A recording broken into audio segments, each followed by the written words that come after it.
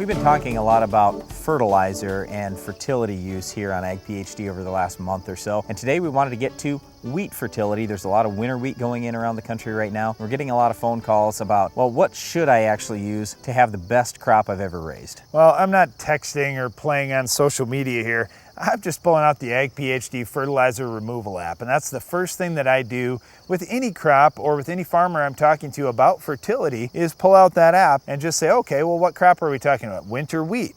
All right, well, what's your yield goal? And you type in your yield goal. Let's just say 100 bushels, just for an even figure. The total pounds of nutrients that we need are 186 pounds of nitrogen, 64 pounds of phosphate, and 149 pounds of K2O potassium. Yeah, but let's also talk about sulfur and micronutrients. Well, with sulfur, we need 24 pounds, and with micronutrients, we'll probably need, let's just add these up, about 3 pounds. Yeah, so that's the thing. We often talk on the farm about N, P, and K, but let's not forget about the sulfur and micronutrients. They are very important as well. Yes, you don't need a lot of them compared to the N, P, and K, but if you don't have them, you're not going to raise top yields. Now, when we talk about some of these numbers, I'm always going to get the response from farmers saying, wait a minute, 149 pounds of K2O potassium? There's no way my crop is removing that much. You're right. When you're harvesting 100 bushel wheat and hauling it away, you're only pulling out about 29 pounds of K2O potassium that are actually leaving the field. A lot of the potassium that you need is going to be pulled up by the stalk, it's going to be in the stover, and then as that stover breaks down, it's going to be released back to your soil. But the point is, your crop actually has to take it out of the soil, bring it up into the plant during that growing season. So you have to have that much K2O potassium available for this year. Not just parts per million out in your field, we're talking about available potassium that your plant's able to bring up every year as it needs it. Yeah, because one of the problems with potassium, I talk to people all the time that say, well, there's plenty of potassium in my soil. People tell me, oh, we don't really need a lot of potassium. We don't have to add a lot of potassium in my soil. Well, guess what? A lot of the potassium in your soil is in the form of feldspars.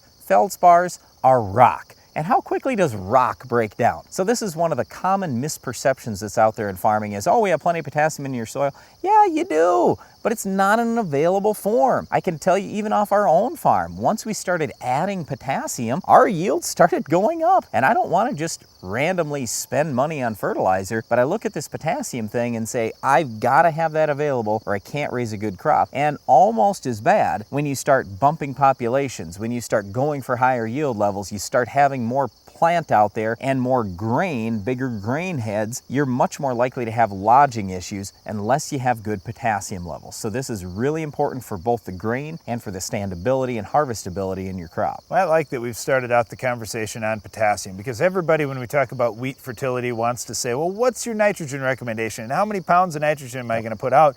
Let's look at some of the other nutrients that are really critical as well, because chances are for your wheat production this year, nitrogen isn't going to be your yield limiting factor. Yes, but don't forget with this nitrogen thing, if you don't have enough available late in the season, you're not going to have the protein you want in your wheat. So having nitrogen available late in the season is super important, and that's one of the reasons why we talk to a lot of guys about split applying their nitrogen, using nitrogen stabilizers, maybe using stream bars so you can go extra late in the season, put some liquid nitrogen out there without burning the crop so much. And also you want to try to increase your organic matter levels over time so you get more natural breakdown, more natural nitrogen that's coming available to that plant late in the season. So this nitrogen is a big deal, but it's not all about how much you put out early. All right, let's jump back here to potassium. I wasn't quite done with that topic yet. One thing that we've seen with potassium levels around the country in various tillage systems, whether it's no-till or minimum till or even heavy conventional tillage, we're seeing a high concentration of potassium in the top 1 to 2 inches of soil. And what happens in many cases is as that potassium gets pulled up into the plant